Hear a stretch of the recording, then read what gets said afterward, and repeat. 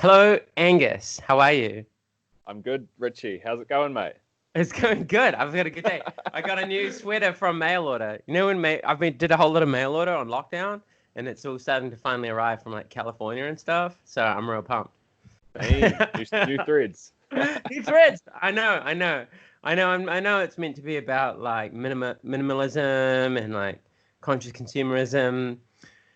But sometimes I like to buy things that have got a slogan on them that make me feel like I'm actively doing something with the world, when in fact, perhaps I'm not. Perhaps it's just selectivism. Regardless, I'm happy with the new hoodie. Hey, How? as long as you feel good, eh? Oh, thank you, Angus. I appreciate that forgiving stance. How are you? How's Wellington, the nation's Yes. capital? Yep. Wellington's good. It's been a bit chilly. Real cold at night. Um, Definitely sleeping with the electric blanket on, which is a bit naughty. But Yeah. we've got a What, beautiful day here today. what would the Green Party say? Oh Um, yeah. Don't tell uh, Chloe. Yeah, yeah, I won't. Yeah, I know. As I tend to start these off, would you like to introduce yourself and tell our fine viewers what it is that you do and what your area of expertise is?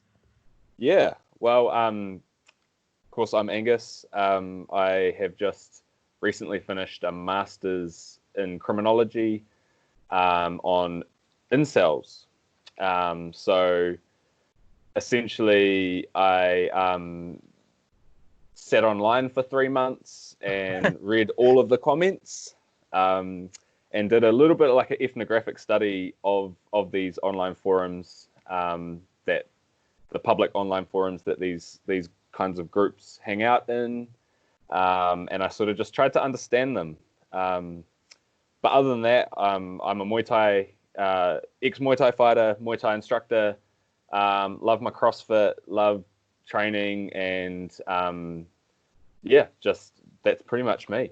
That's pretty much you. And CrossFit got cancelled this week. I Oh see. man, Did what you a see that? drama! I Yeah, know.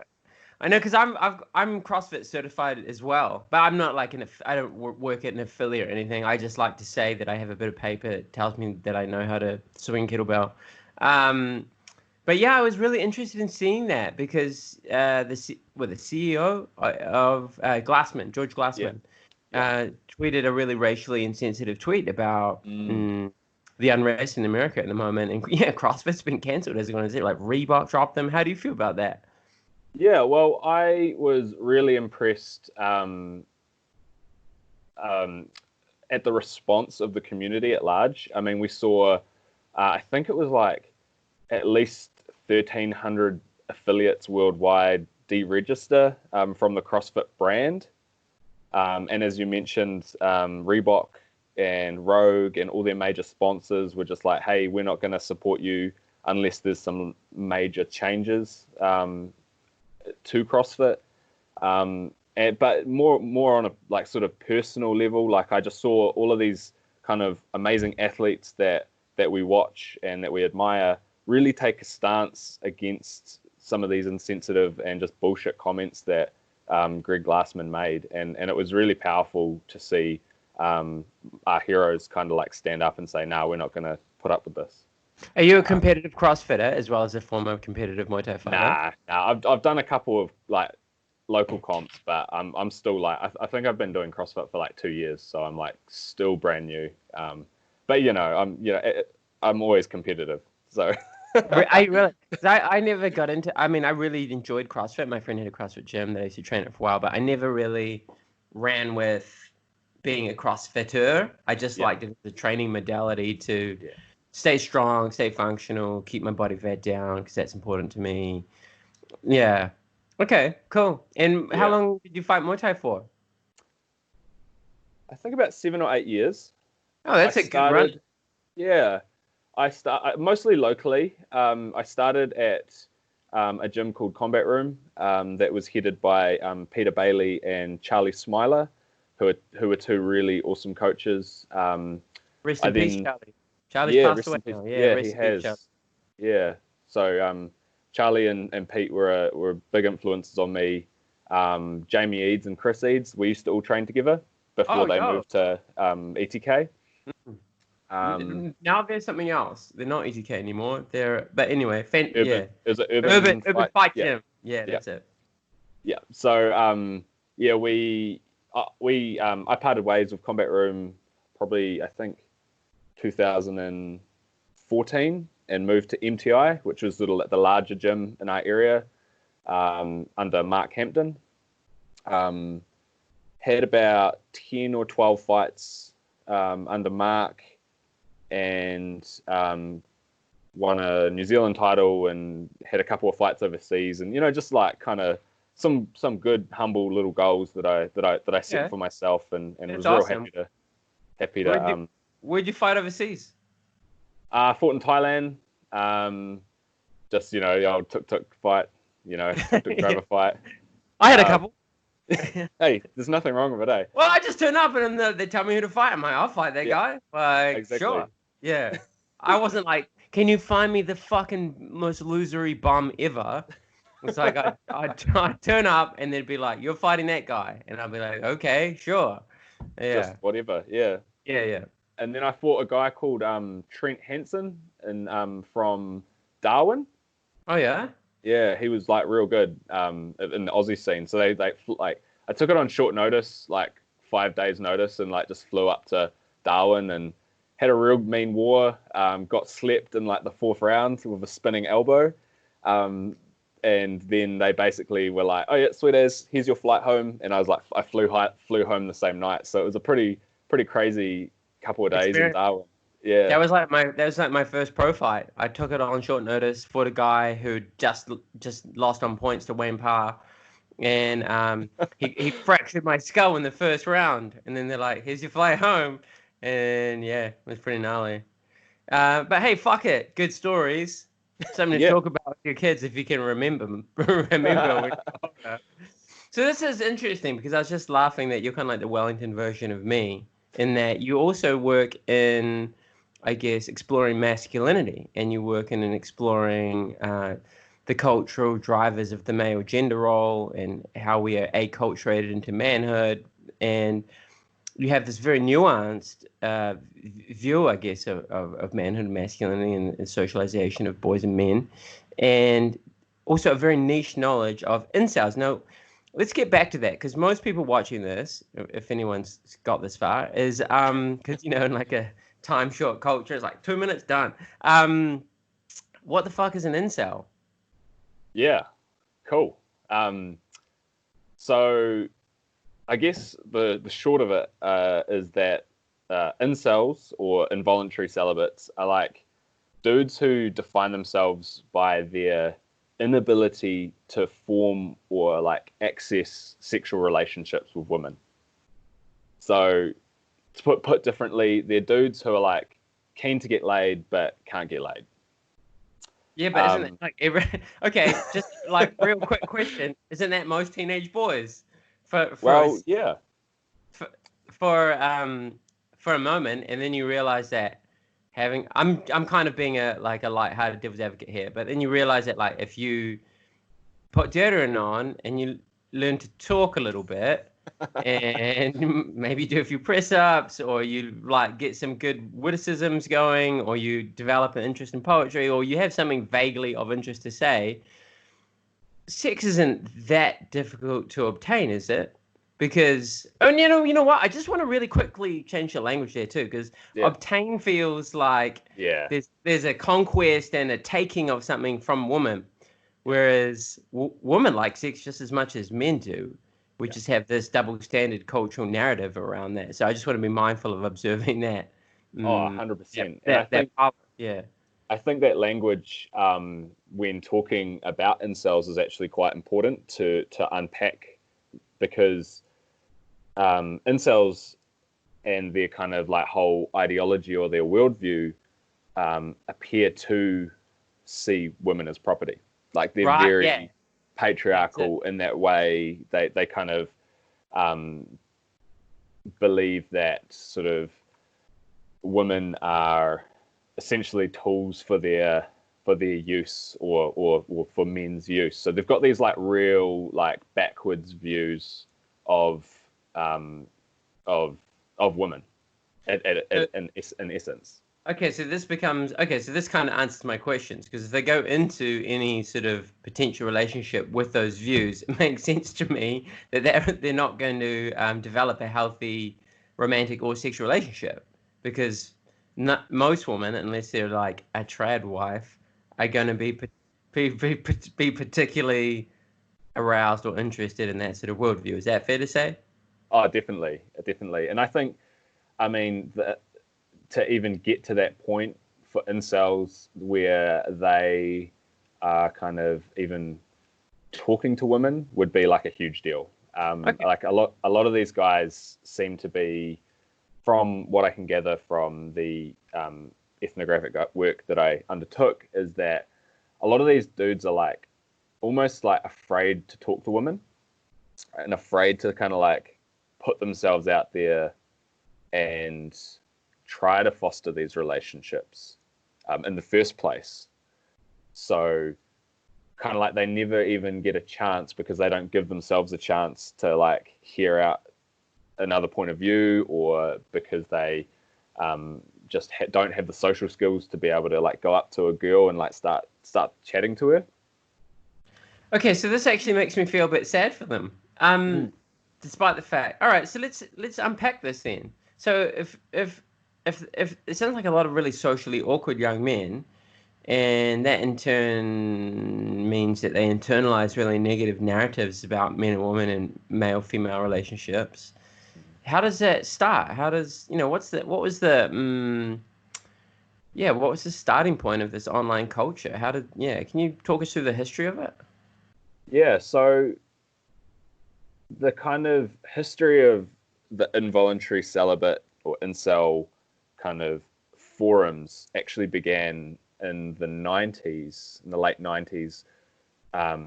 This young woman from a Canadian university created a website, like a forum, to engage with other people, whether it be male or female, who were also having trouble finding a date, finding friends, or finding other people to connect with, or have sex with, or just any of these sort of like social things that we as humans need. And it was always like quite a small little forum until like the kind of like 2000s, 2010s, when kind of 4chan and 8chan started becoming a bit of a thing. Then it kind of got co-opted by these, like, we'll call them trolls, I guess. And all the women from those forums kind of like just left. So it used to be quite like an area where like men and women would come and they'd chat online, and maybe they were a bit socially awkward, but they'd kind of like be able to find connection online through the internet, and then potentially meet up in real life and whatever, become friends or whatever. But it was around 2010, these forums were sort of, like I mentioned, like they were co-opted and transformed into these like male-only spaces. And I think that's where we kind of can shift to these like these kind of echoey chamber type forums where like these harmful beliefs start to sort of like Foster. Exactly. So that has led, as we're seeing in the news media, like because it sounds like it was like a MySpace for dating, right? Yeah. In the time before Tinder, which sounds innocuous and innocent enough. Like we all want to meet people and we want to be connected, and there's nothing wrong with getting laid. How did that become? Like why did women get forced out? Like, did men go to these sites particularly to be sexist and trolling and abusive towards women, or Yeah, I think like what? I How did think that that's mutate? unclear, eh? Like, I mean, there hasn't been heaps of work on incels, and especially not the historical kind of origins of incels. But kind of what is clear is that around 2014 is when the incel movement really started to pick up, and especially got picked up in the media. We had, I'm not sure if you know, but there was the sort of first the first incel, or the first media known incel. His name was Elliot Rodger. Oh yeah, And he shot up. Yeah, man. So he essentially he was like immersed in this growing incel culture, not just on these like this incel forum, but he was also on like different other forums that connect to this wider concept of like the manosphere, which is kind of like this sort of proliferation of like angry white dudes venting their frustrations online. That's kind of like, I guess, an easy way to understand it. So he was like connected to all these different forums.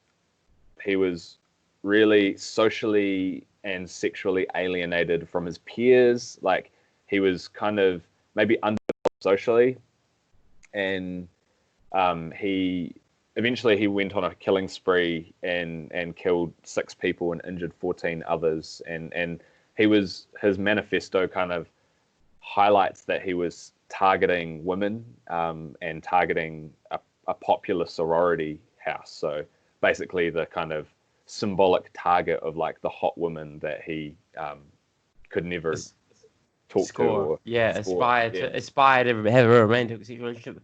That's really upsetting, because it strikes me as very similar to what happened in 1989 when there's the Montreal massacre in Canada, when a guy stormed into a polytechnic and shot dead only the woman in the room in a self-declared war on feminism. So 1989 that happened, and then 2014 that happened. It seems just like the same spectrum of behavior and belief, and it's become more prolific due to the internet. Is that fair to say?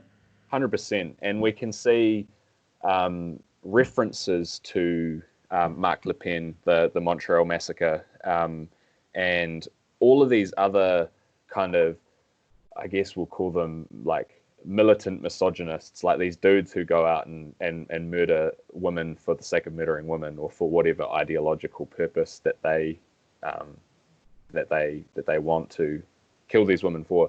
And we see heaps of references, and in the forums we see the avatars, like the profile pictures of the user, and the usernames that are kind of related and have like references to these guys.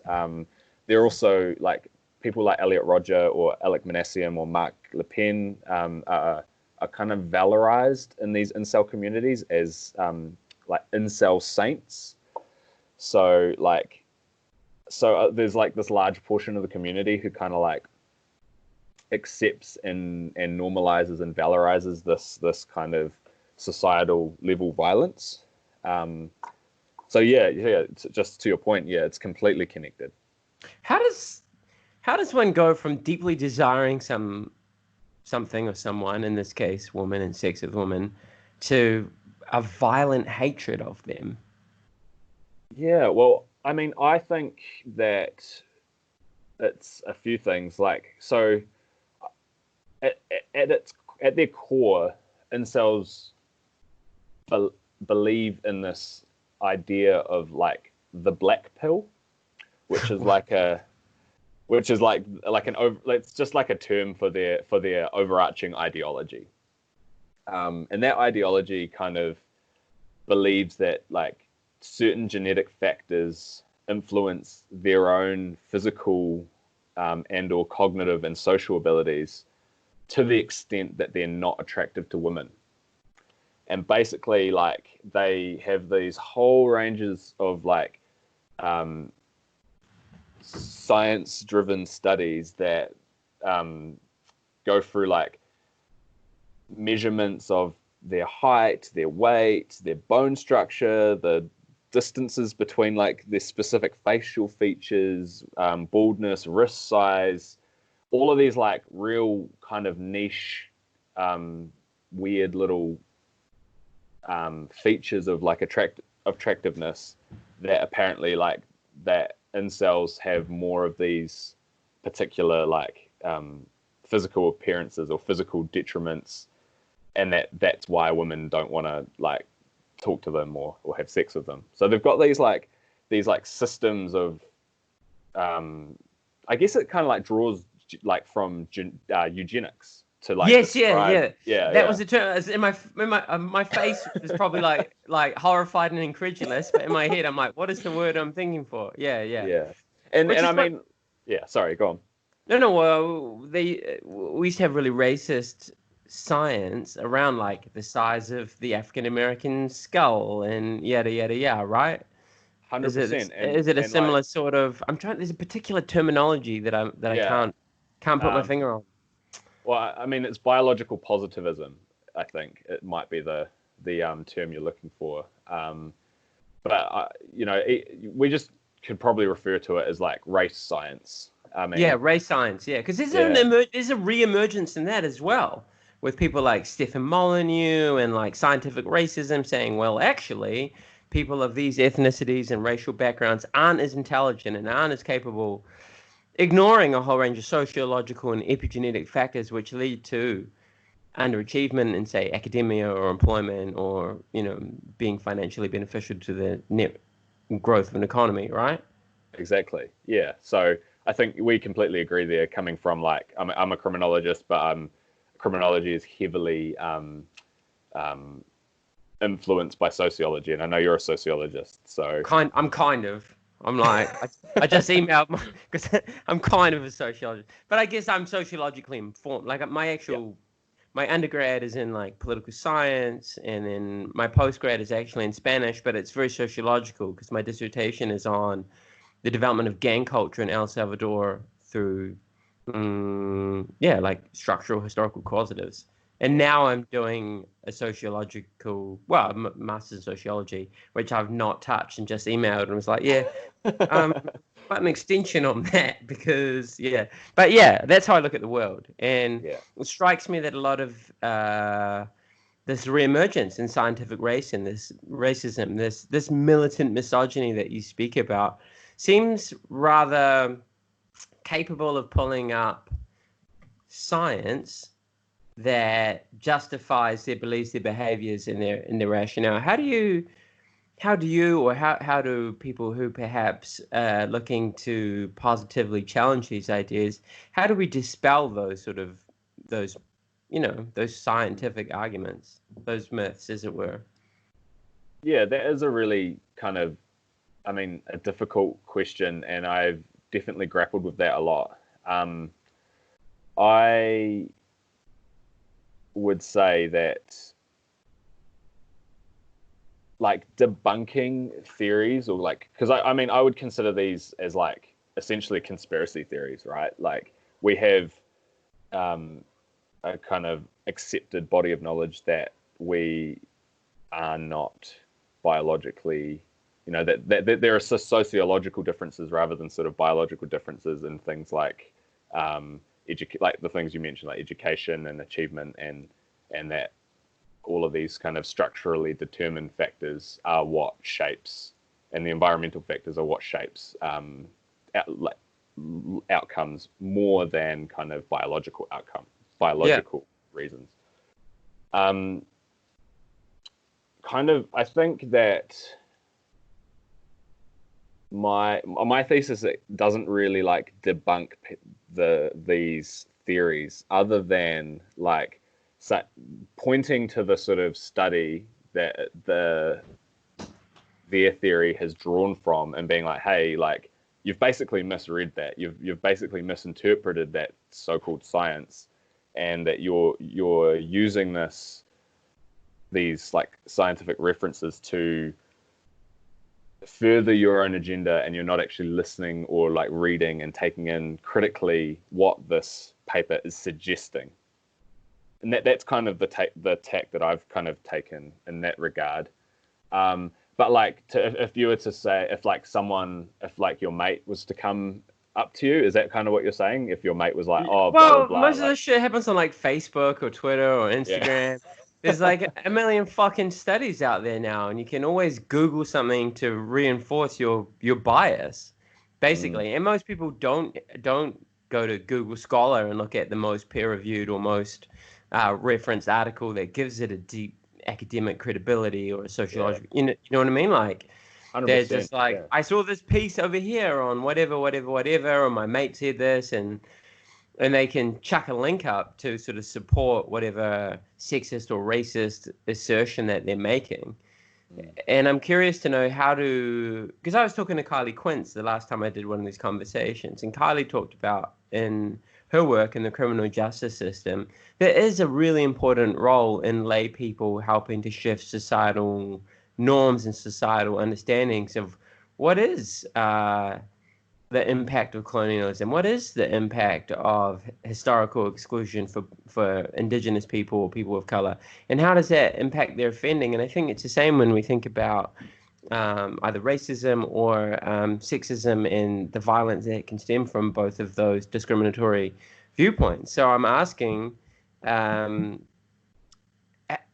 if a bro is watching this and their mate's posting all these weird links to racist sites and shit like that, after a while, people consuming enough of that may well start believing that and be like, oh yeah, maybe there's a thing to it. How do we have those conversations, or how would you encourage people to do that in a way that doesn't make them cut people off? Because otherwise we get stuck in a fucking echo chamber.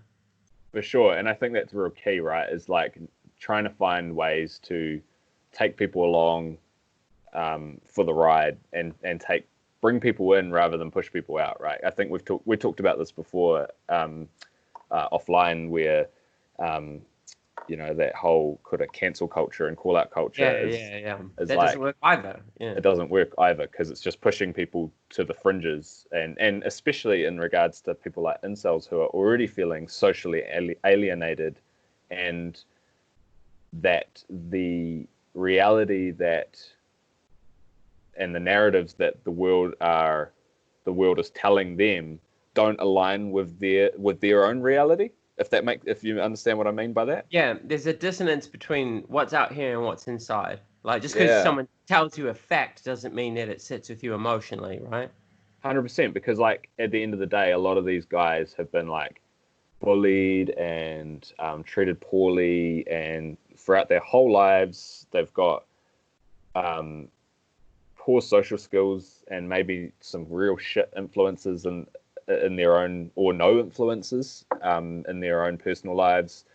They seek comfort in going into these online spaces where they then kind of become prone to sort of being manipulated and told certain things, and then eventually they sort of go along this kind of, I guess, like this pipeline of radicalization, where eventually they end up believing all these fucked up things, when that they haven't had the kind of like communication and support throughout their lives to kind of be like, to question that.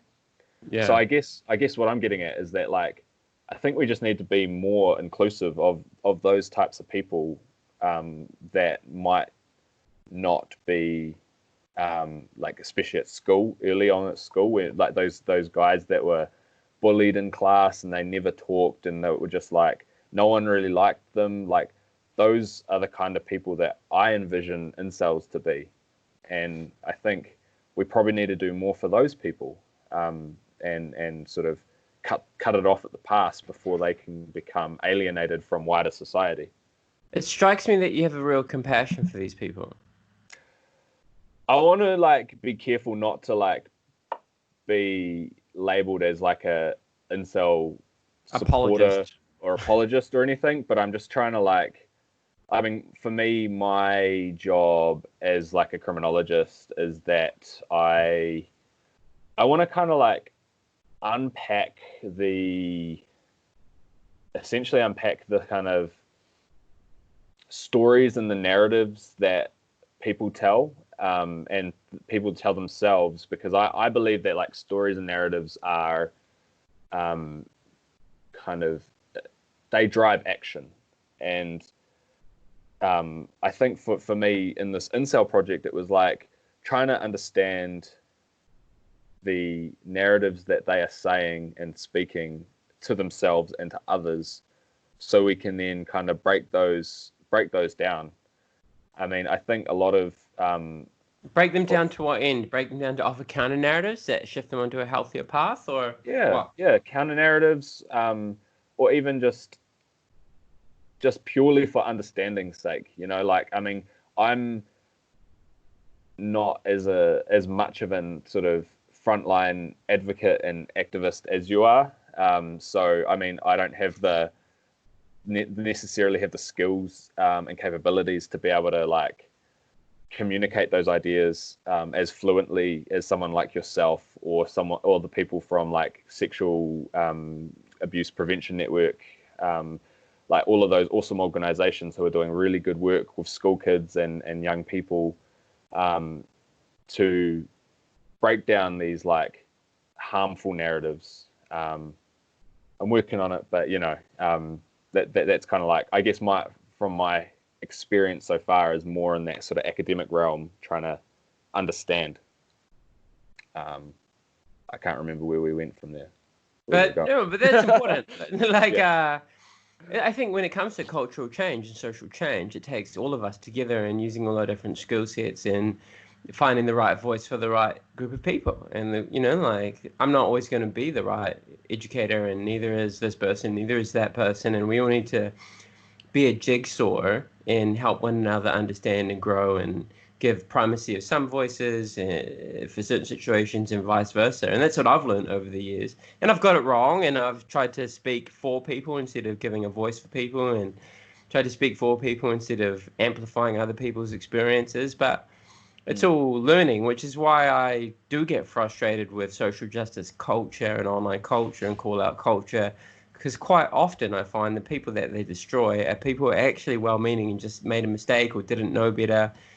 And we destroy allyship that way. We destroy the bridges that we need to build between one another in order to be seen as some sort of, I don't know, there's almost like a hierarchy within, at least online in my experience of it, within like social justice culture. And that strikes me as counterproductive.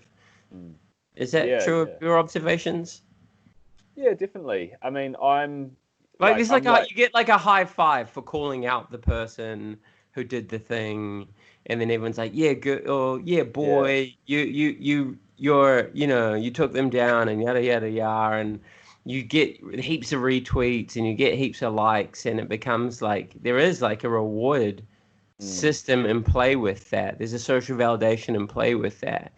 And I understand that, but is the goal, I would say, to be seen to be doing the right thing or to actually be doing the right thing? Because some of the best conversations, I think, are when someone will quietly send someone a direct message and say, hey, man, that joke you made or that comment that you probably didn't think about, it's actually really hurtful. It actually normalizes this or propagates these ideas, and maybe you might want to reconsider for the future.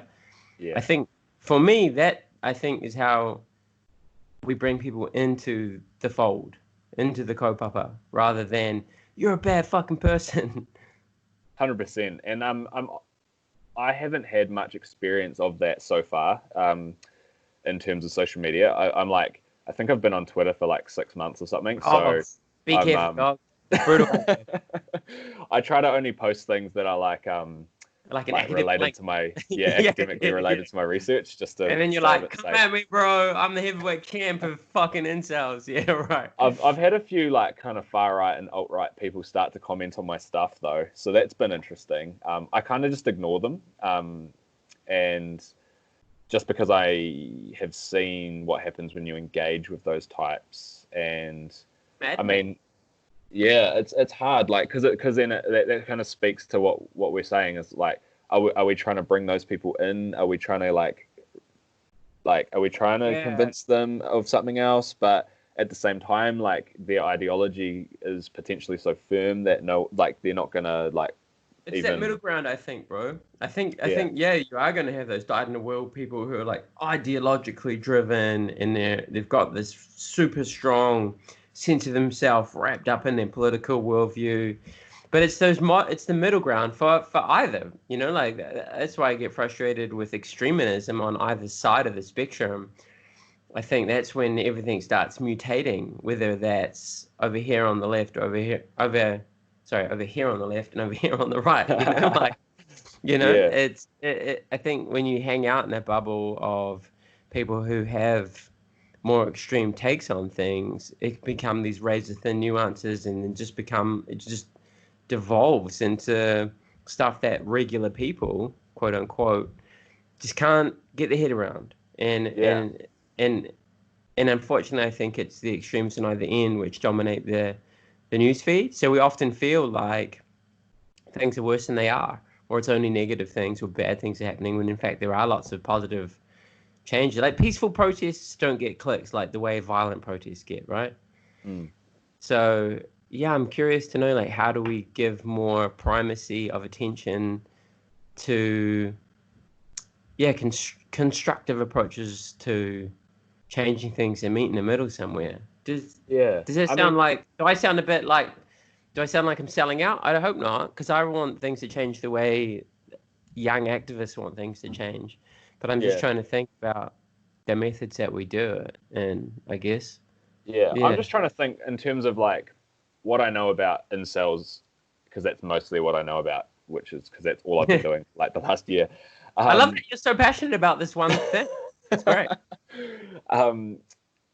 I reckon, like, in terms of incels, like going back to their kind of ideology, and like it's a set of like carefully selected and cherry-picked theories, and a lot of it, like as I mentioned, derives from like evolutionary psychology and biology, and kind of these like psychoeconomic principles of like Okay, what is that? market. Yeah, like there's this thing called the sexual market value, and basically it's your value on in the sexual marketplace. And okay, how do you determine your value in the sexual marketplace?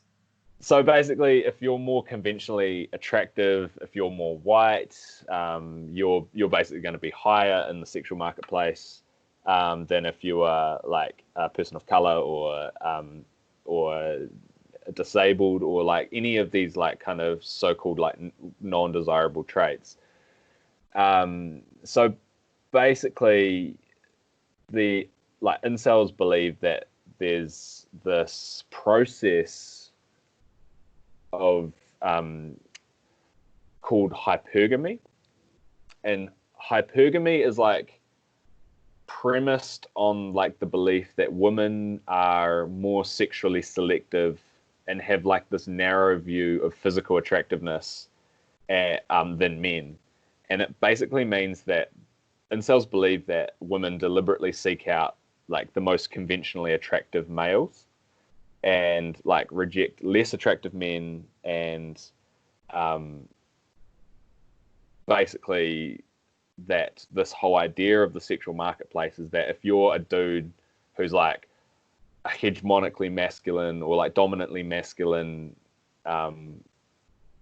dude, like, you know, you're like rich, you're successful, you're aggressive, you're like 6'3" plus, you're like ripped, like all of these like conventional standards of like masculinity, you're going to get like a greater proportion of potential mates. And I hate saying sounding like that, but that's like exactly like we're primates.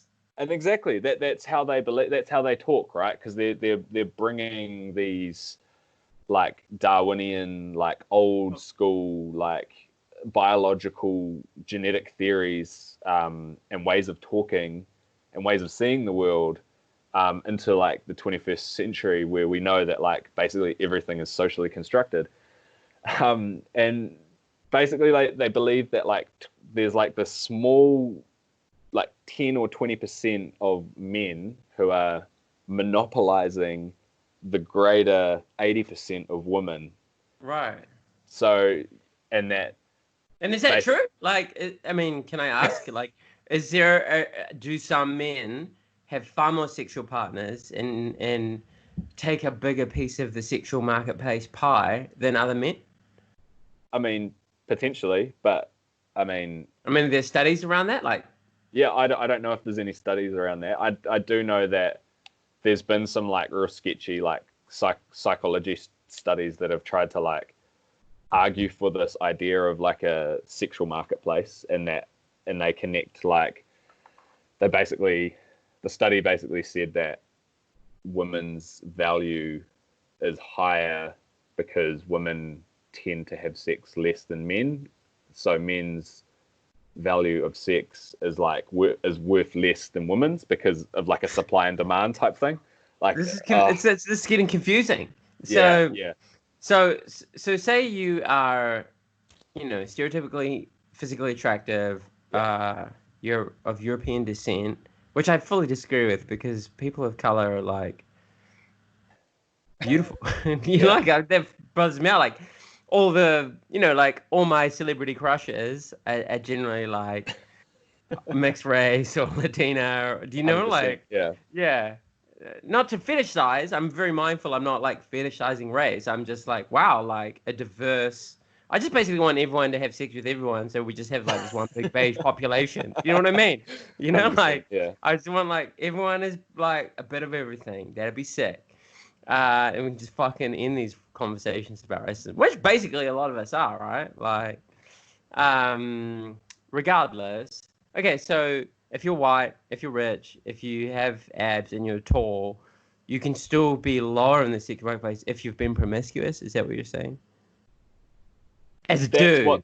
That's what this study Yeah, is I'm not basically saying, trying to say. Yeah, yeah. and that's not what Angus Lindsay says. It's No. what So the that's what incels say. this study that that incels base this whole idea of the sexual marketplace says, and it's pretty sketchy, and I don't think the logic is very good, and it's not an empirical piece of research. Like that. Yeah, right. So this all But how? sounds like Yeah. increasingly far-fetched. How many people subscribe to this belief system? Like, how do you? I mean, obviously it's difficult to quantify, but Yeah. Well, what's the online world say about incels? Is there a lot of them? so I did my study looked at a forum on Reddit and a standalone forum that was like maintained and managed by incels. And on the Reddit subreddit, there was like 40,000 active members, and then whoever else was like lurking, because you don't need to, you can just like, I didn't create an account to look at it, obviously, and I didn't participate.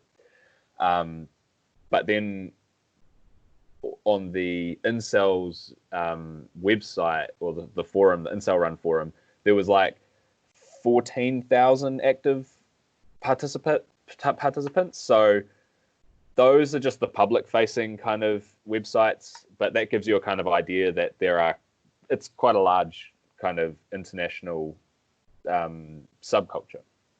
Yeah, okay. So it's an interesting culture. And then, of course, people who don't subscribe specifically to the incel ideology, but are part of the broader manosphere, which Yeah. I don't really know a lot about, but I've seen a couple articles by like Rollo Tomasi. Do you know that guy? Yeah. I Gross, haven't read any gross of their shit, work. dude. Gross shit, dude. Yeah. Or Roosh, the guy who advocated Yeah. that like Yeah. marital rape shouldn't be a crime. Yeah. Yeah. Like just really disgusting, Extreme extreme misogyny, misogyny, anti-feminism. anti-feminism, Yeah, I kind of which just think. I find Yeah. really like it really upsets me Yeah. reading that stuff. But I have to do it sometimes to understand where people are coming from. And So there's it's like, so it's broad, yeah, right? sorry. Like no, not at all. I'm sorry, I'm interviewing you. So it's a broad. What you're saying is that there's a broad uptake of these ideas. Is that fair to say?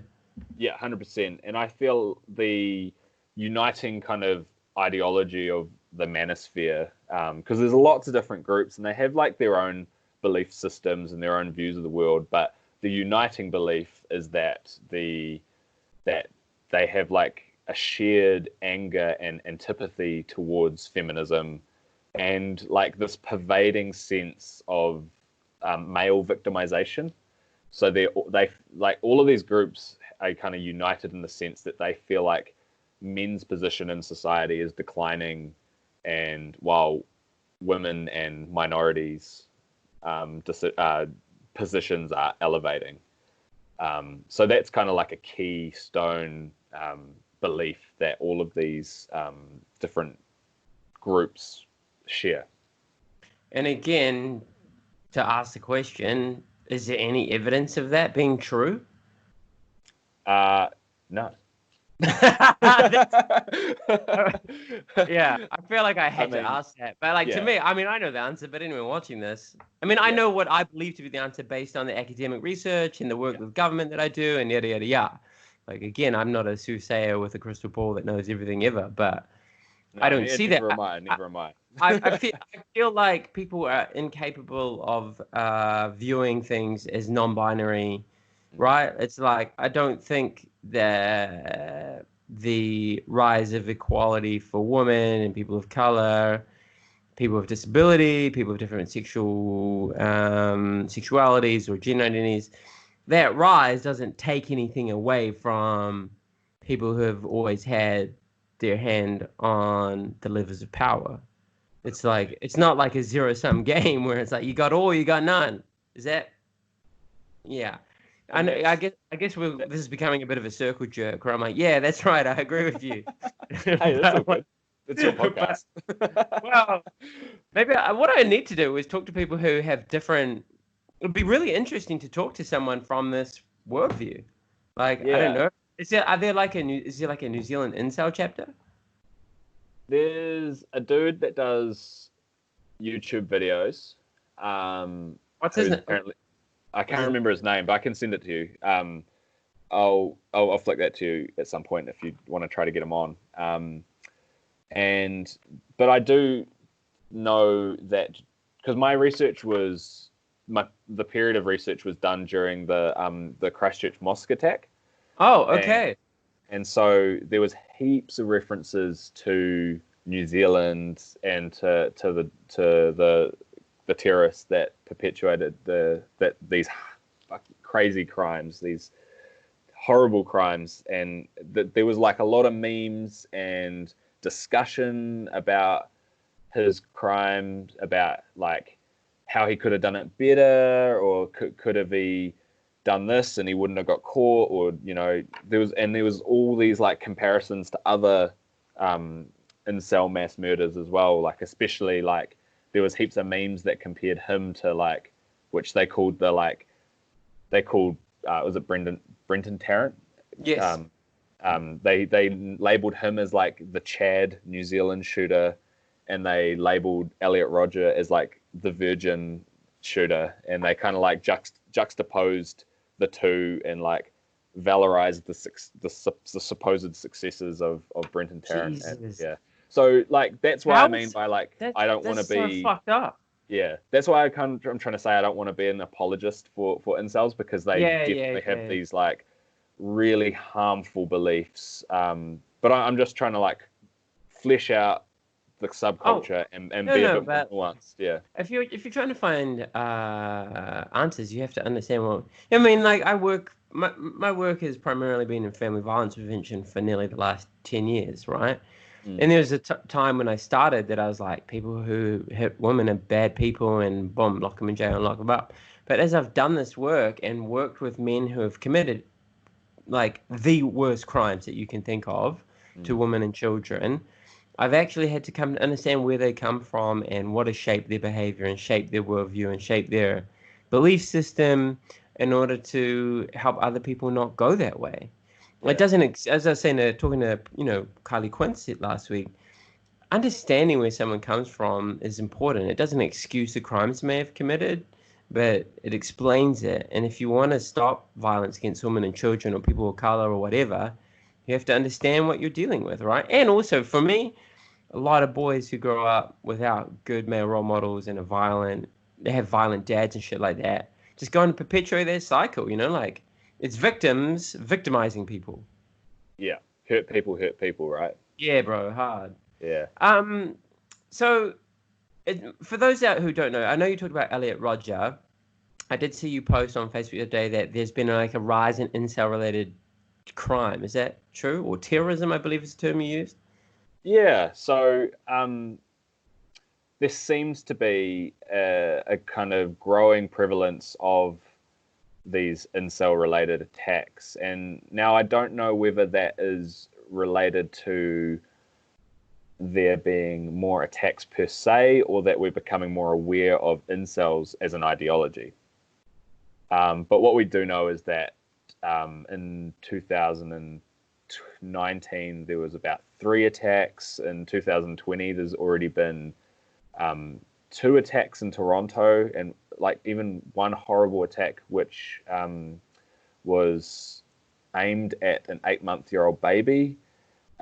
This man essentially waited outside like a department store until he found a young mum and her baby, and because he wanted to kill the baby, and he admitted this to the police, and he Why wanted was to it his? Was it his daughter or something? no connection at all. Just that he stated that he wanted to kill women because of the lack of social and sexual success that he's had with women in the past. So there was another attack in Toronto on a massage parlor where this dude like walks in with a machete and starts attacking the women that were working there. And that was the recent case that I shared on Facebook that you would have saw, where the police have charged that man with like a domestic terrorism charge, where previously these dudes either off themselves by, like suicide by cop, or they are arrested and then charged with like mass murder or like some kind of lesser charge. But this attack was, the police charged the man with a terrorism charge, which sets an interesting precedent in the future for any other attacks.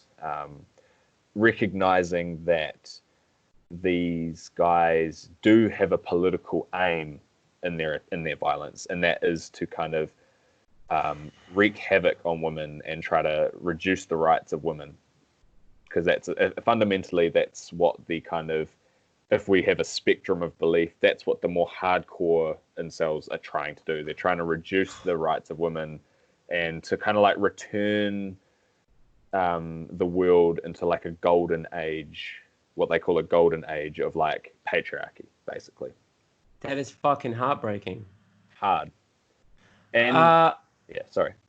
This brings me, I guess, to one of my closing questions, which is, given that this starts online and it starts with people sharing memes and talking on forums like 4chan and 8chan and Instagram channels, do you believe there's a place for censorship of these things? That governments have a space to curtail freedom of speech? Not in an authoritarian Chinese government way, but in a, these ideas and the transmission ideas lead to fucking 8-month-old babies getting murdered. Yeah.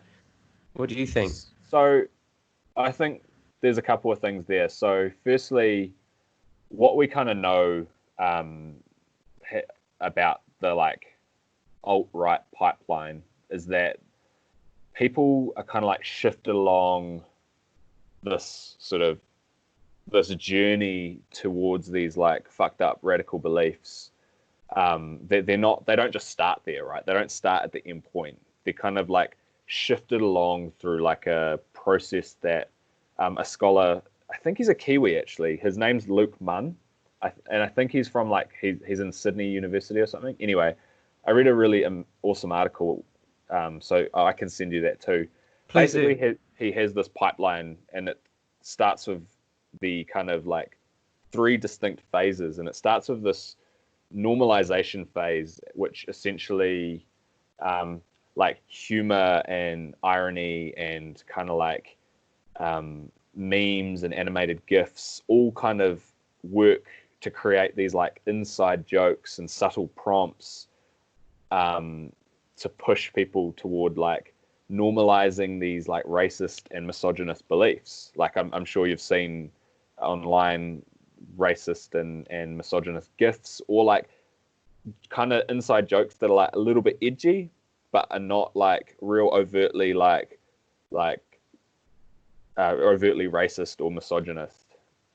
So, I mean, I even think that this is kind of particularly relevant to like the perpetuation of like rape culture and the ideas that surround that, right? That we kind of like normalize these kind of dehumanizing and just yuck beliefs, and they become part of our everyday kind of vernacular and the way we sort of see the world.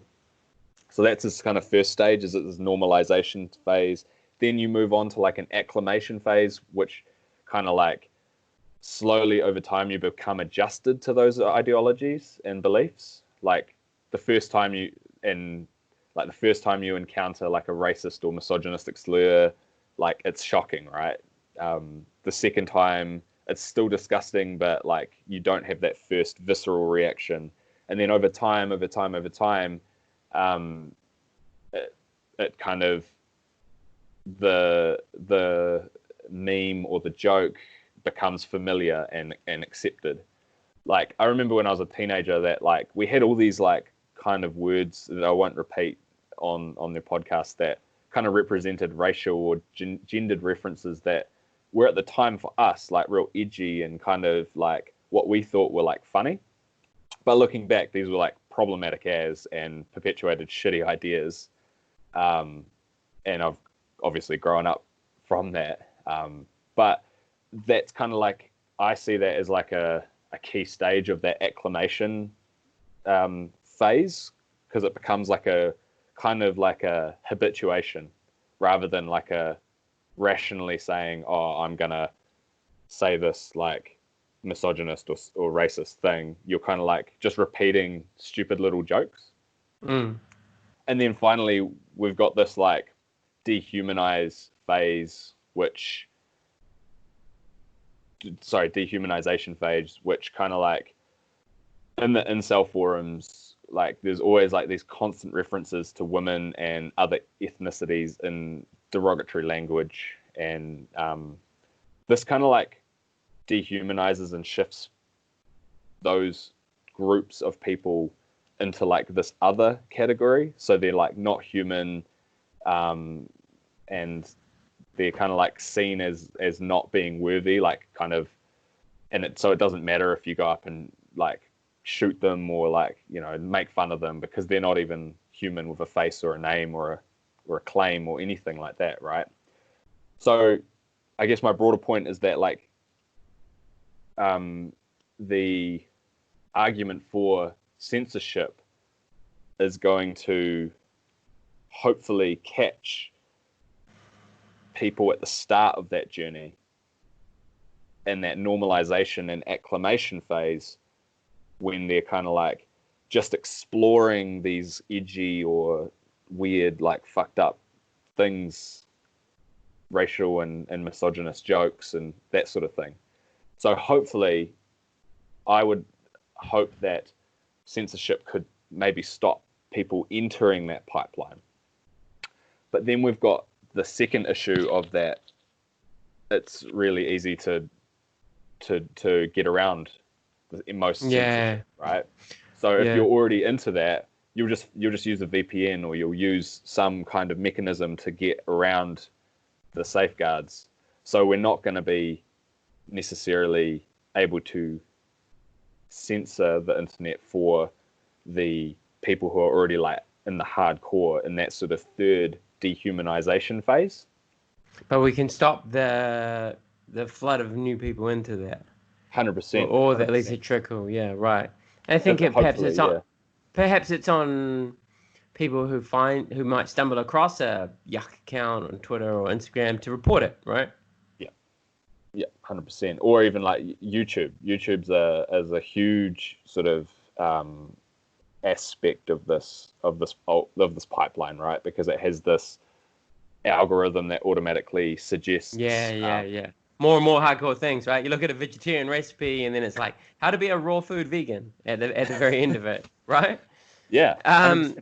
Yeah, I'm reading Julia Ebner's. I read an excerpt of this on my Instagram there. Julia Ebner's book, Going Dark. I don't know if you've read that. Oh, I've got that on my reading list, so I need to grab it. It's phenomenal, because I've been seeing people like post the most insane shit, and they have all these shifts in their worldview, and I don't know. I find it very upsetting, and I've also found it really confusing. I found it really confusing. People believe some of the 5G conspiracies and the Bill Gates and the George and Soros and George yeah. Soros, yeah, all the stuff that I've historically been, that's some fringe shit for some lonely people, but now there seems to be more and more uptake of it from Yeah. educated people.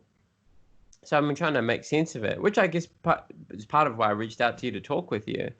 But yeah, Ebner talks a lot about that. She talks about like the how do you wrestle the balance between authoritarianism and libertarianism? Mm. You know, should you be free to say anything you want, or is the government responsible for like cracking down? And then it's finding that somewhere in the middle. And I think you might have just said that you don't want a government to use those same laws to stop, say, democratic dissent about a problematic policy shift or state-sanctioned violence or whatever it may be. But at the same time, I do think our social media platforms need some government regulation oversight. I don't know. I'm not sure of the details of it.